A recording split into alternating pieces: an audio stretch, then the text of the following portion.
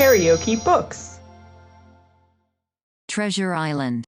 Written by Robert Louis Stevenson. Audiobook. Part 2. The Sea Cook. Chapter 7. I go to Bristol. It was longer than the squire imagined ere we were ready for the sea, and none of our first plans, not even Dr. Livesey's, of keeping me beside him, could be carried out as we intended. The doctor had to go to London for a physician to take charge of his practice. The squire was hard at work at Bristol, and I lived on at the Hall under the charge of old Redruth, the gamekeeper, almost a prisoner, but full of sea dreams and the most charming anticipations of strange islands and adventures. I brooded by the hour together over the map, all the details of which I well remembered. Sitting by the fire in the housekeeper's room, I approached that island in my fancy from every possible direction. I explored every acre of its surface.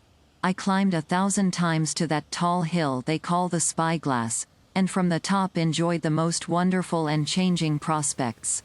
Sometimes the isle was thick with savages, with whom we fought, sometimes full of dangerous animals that hunted us, but in all my fancies nothing occurred to me so strange and tragic as our actual adventures.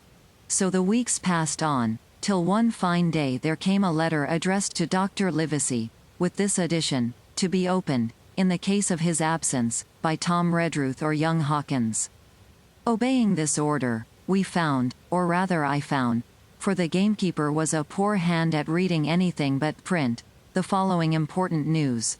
Old Anchor Inn, Bristol, March 1st, 17. Dear Livesey, as I do not know whether you are at the Hall or still in London, I send this in double to both places. The ship is bought and fitted. She lies at anchor, ready for sea. You never imagined a sweeter schooner. A child might sail her, 200 tons. Name, Hispaniola. I got her through my old friend, Blandley, who has proved himself throughout the most surprising trump. The admirable fellow literally slaved in my interest, and so, I may say, did everyone in Bristol, as soon as they got wind of the port we sailed for, Treasure, I mean. Redruth, said I, interrupting the letter, Dr. Livesey will not like that. The squire has been talking, after all. Well, who's a better right? Growled the gamekeeper. A pretty rum go if squire ain't to talk for Dr. Livesey, I should think. At that I gave up all attempts at commentary and read straight on. Blandley himself found the Hispaniola, and by the most admirable management got her for the merest trifle.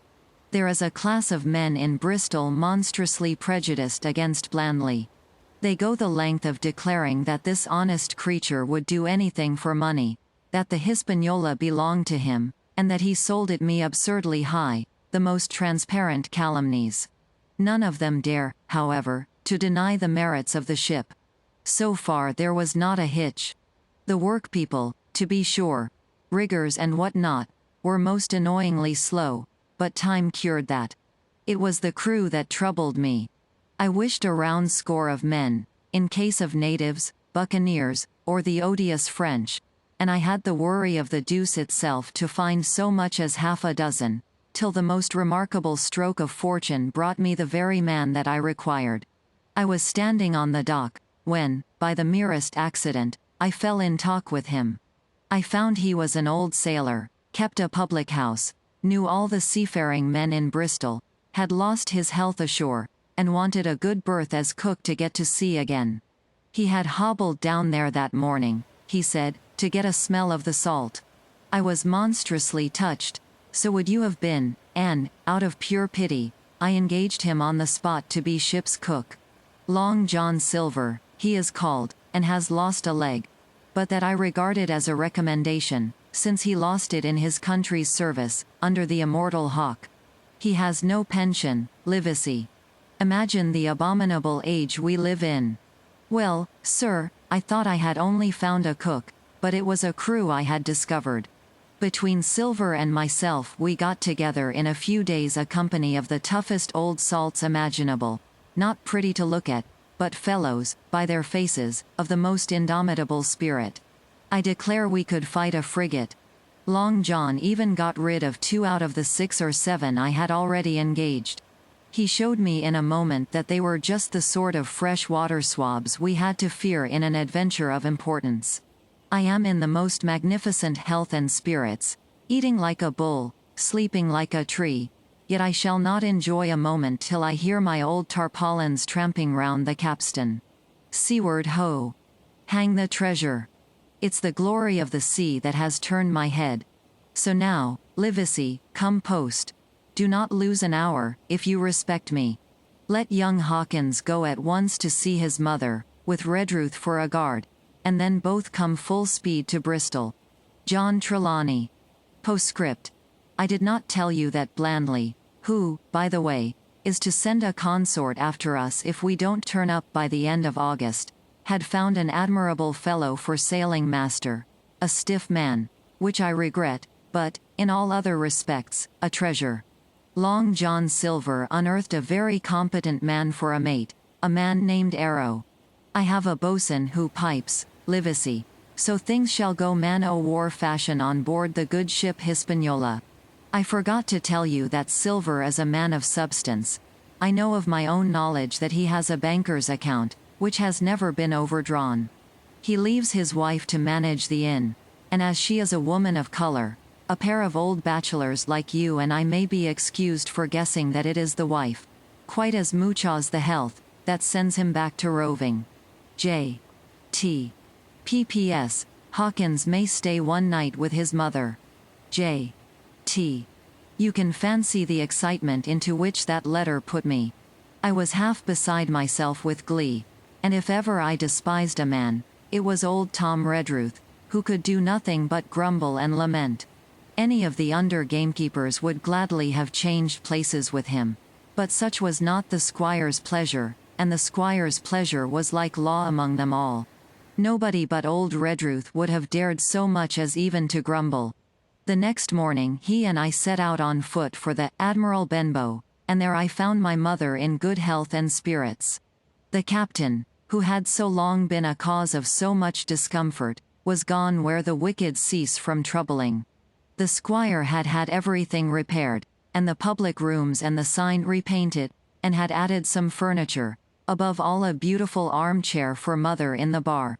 He had found her a boy as an apprentice also, so that she should not want help while I was gone. It was on seeing that boy that I understood, for the first time, my situation. I had thought up to that moment of the adventures before me, not at all of the home that I was leaving. And now, at sight of this clumsy stranger, who was to stay here in my place beside my mother, I had my first attack of tears. I am afraid I led that boy a dog's life, for as he was new to the work, I had 100 opportunities of setting him right and putting him down, and I was not slow to profit by them. The night passed, and the next day, after dinner, Redruth and I were afoot again, and on the road. I said good-bye to mother and the cove where I had lived since I was born, and the dear old Admiral Benbow, since he was repainted, no longer quite so dear. One of my last thoughts was of the captain, who had so often strode along the beach with his cocked hat, his saber-cut cheek, and his old brass telescope. Next moment we had turned the corner, and my home was out of sight. The mail picked us up about dusk at the Royal George, on the heath. I was wedged in between Redruth and a stout old gentleman, and in spite of the swift motion and the cold night air, I must have dozed a great deal from the very first, and then slept like a log up hill and down dale through stage after stage. For when I was awakened, at last, it was by a punch in the ribs, and I opened my eyes, to find that we were standing still before a large building in a city street, and that the day had already broken a long time. "Where are we?" I asked. "Bristol," said Tom. "Get down." Mr. Trelawney had taken up his residence at an inn far down the docks, to superintend the work upon the schooner. Thither we had now to walk, and our way, to my great delight, lay along the quays and beside the great multitude of ships of all sizes and rigs and nations.